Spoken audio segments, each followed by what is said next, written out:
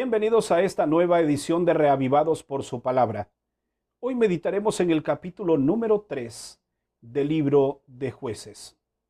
Un rey tenía un siervo. Sin embargo, este rey no profesaba ninguna fe. Incluso no tenía ninguna simpatía o interés en conocer a Dios. Pero su siervo sí. Cada vez que ocurría algo, su siervo le decía: Dios sabe lo que hace. Y eso, Dios tiene el control. Esto lo repetía en muchas ocasiones. Un día, este rey se fue con su siervo al bosque. Mientras estaban allí, el rey fue atacado por un animal salvaje, el cual le arrancó un dedo de la mano. Cuando él estaba sangrando, adoleciendo por aquel fatal accidente que había tenido, su siervo se acercó y le dijo: Señor, Dios sabe lo que hace y Él tiene el control de todo. Este rey se enojó tanto que mandó a que mandaran a este siervo a la cárcel. No quería saber nada de él. Pasó el tiempo y un día este rey salió a cazar con los demás siervos. En ese momento, mientras se encontraban en el bosque, se alejaron tanto del pueblo que una tribu los secuestró. Esta tribu tampoco creía en Dios. Ellos tenían un dios pagano, al cual le ofrecían sacrificios. Así que este hombre fue tomado como un rehén para hacer un sacrificio ofrecido a los dioses o a sus dioses. Cuando estaba en el altar para ser sacrificado, uno de los de la tribu se fijó que este hombre no tenía un dedo en su mano.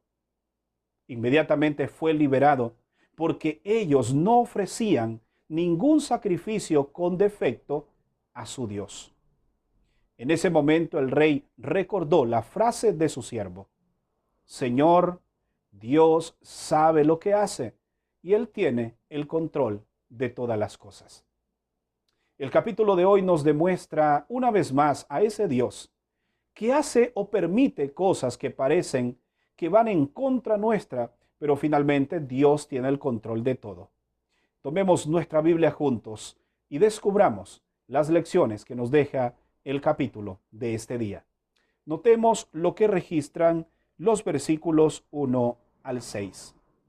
Estas son las naciones que el Señor dejó para probar a Israel, a los que no habían conocido las guerras de Canaán, para que al menos los descendientes de Israel conociesen la guerra y las enseñasen a los que no la habían conocido. 5 príncipes filisteos, todos los cananeos, los sidonios y los heveos que habitaban en el monte Líbano, desde el monte Baal, Hermón, hasta Hamat.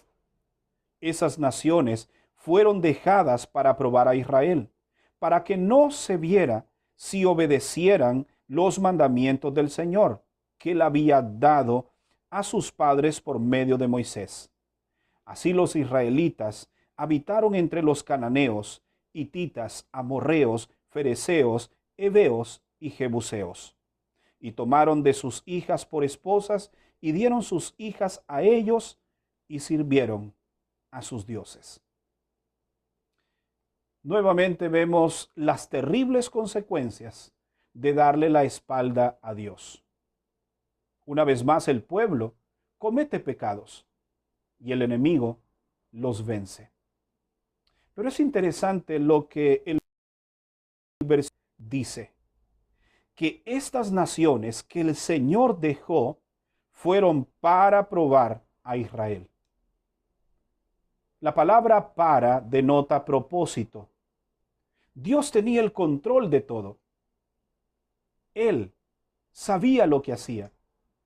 Posiblemente nosotros podemos decir, pero ¿por qué Dios permitió eso?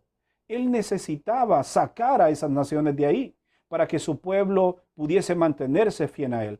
Pero dice el texto que el Señor los dejó para probar a Israel. Israel debía decidir si amar a Dios o ir en pos de los dioses ajenos. Aquí hay al menos 4 lecciones que nosotros debemos atesorar en nuestro corazón. La primera es que las guerras deben pelearse para obtener las victorias. La segunda lección es que el fracaso es parte del proceso hacia el éxito. Una tercera lección es que luchar contra enemigos más fuertes que nosotros ayudarán a reflejar nuestro verdadero potencial. Y una cuarta lección es que ser probados reflejará nuestro carácter o el carácter de Dios que debe ser reflejado en nosotros. Con todo esto en mente, entendemos entonces que Dios tenía un propósito para su pueblo. Aunque parecían adversidades, aunque parecían pruebas insuperables, Dios lo había permitido con un propósito. Así como tú y yo hoy tenemos que enfrentar enemigos, pruebas difíciles, el Señor lo permite es decir, con un propósito. Es por eso que si estás en medio de una dificultad, no preguntes, Señor, ¿por qué? Pregunta, Señor, ¿para qué? Y te darás cuenta que después de la prueba, entonces muchas cosas serán diferentes y mejores en tu vida. ¿Qué hizo el pueblo? Después que cayó en idolatría, comenzaron a mezclarse con estas naciones. Dice el versículo 7, los israelitas, pues, hicieron lo malo a los ojos del Señor, olvidaron al Señor su Dios y sirvieron a los Baales y a los postes idolátricos. Y el Señor se encendió contra Israel y los abandonó en manos de Cusán, Risataín, rey de Mesopotamia, y los sirvieron durante 8 años, como consecuencia de sus malas acciones. ¿Qué hizo el pueblo?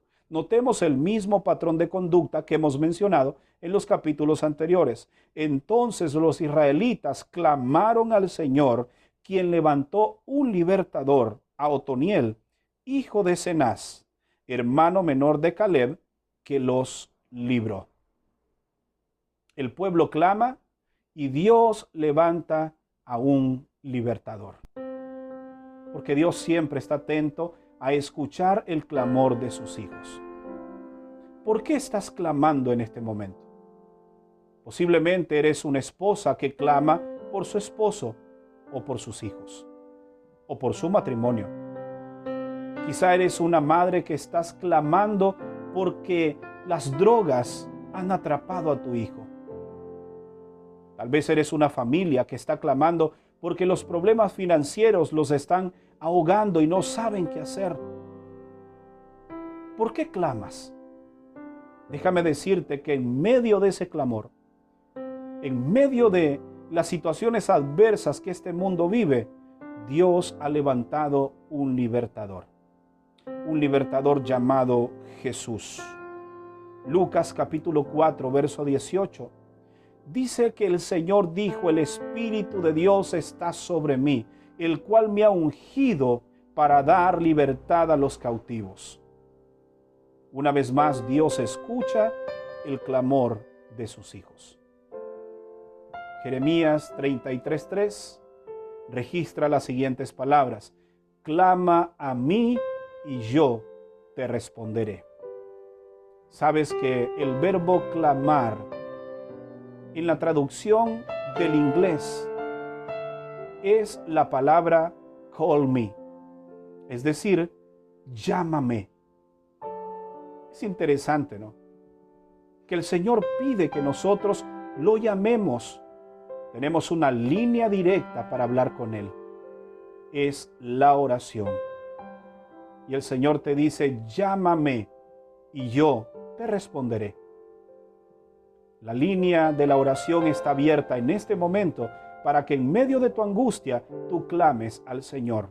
Y el Señor enviará a su libertador para que te liberte y para que tú puedas cantar victoria sobre tus enemigos.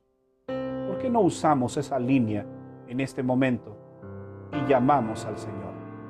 Inclina tu rostro, vamos a orar. Padre, gracias por dejar este medio maravilloso de la oración para comunicarnos contigo. Es una línea directa de corazón a corazón.